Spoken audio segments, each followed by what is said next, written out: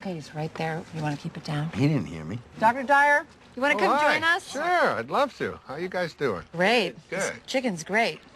Good. So, Dr. Dyer. Yes. We were all just discussing the Right. first interview and all those things you said.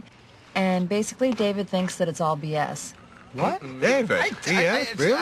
I don't think all of it is. I mean, I'm entitled to my own opinion, right? Absolutely, you are entitled to your opinion, and I respect it. And you know, David, you don't have to get this all at once. You know, just get a little bit at a time. That's all it takes. You know, you just start practicing it. Eventually, it becomes a way of life, and you start living from a different perspective. I'm not really a spiritual person. I'm too busy. Yeah, spirituality is kind of like a luxury. That is true. I find it hard to find time to meditate. Let me ask you this. Do you think that you're an inspired person? Do you live an inspired life? Do you feel inspired? I have no idea. Really? Well, let's take an example. Let's supposing I had an apple pie that we had just made. And out of this apple pie, we take one slice. We take the rest of the pie, put it over here, and I take this slice and I give it to someone. Let's say I gave it to you, Ron, and I say, Ron, what is this? That's an apple pie? How do you know that? How do you know it's an apple pie? Because it came from an apple pie. So, well, you laugh, but I mean, the truth is that's a very profound statement that you just made, that everything in the universe must be like what it came from. You take an acorn and you'll never get a rose bush out of it. You look at yourself and you ask yourself the question, where did I come from? Who am I and what am I like? You know, instead of making our choices out of the place that we really are, our authentic self, we're making them out of the ego. And every time we make choices out of the ego, all kinds of things begin to happen to us that take us away from finding meaning in our lives. How do you know if you're making a choice from your higher self? You gauge everything on the basis of how you feel. Are you stressed out? Are you anxious? Are you fearful? Are you angry? Do you feel good about yourself? Do you feel like you're on purpose? Do you feel like your life has any meaning?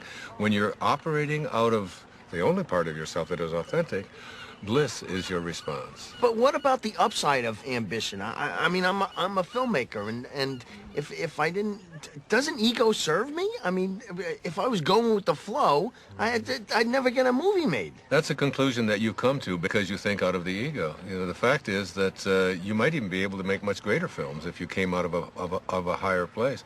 Imagine yourself as being able to live and work and do everything that you do from this place that, well, it's called Dharma. What's Dharma? Dharma is a spiritual principle that implies there is a purpose to our lives. Like an otter has a Dharma, a bird has a Dharma. Everything has a purpose. And when you find yourself living from that purpose, you have found your Dharma. Your Dharma is something that you will be living by. And rather than constantly using the ego, you will begin to say, this is what I'm here for. It's like, I call it a calling. It's like an inner calling. How do you know what your Dharma is? Like, what if you can't even find your Dharma? Yeah, I can't even find a date, let alone my Dharma. Well, your Dharma isn't anything you're ever going to find.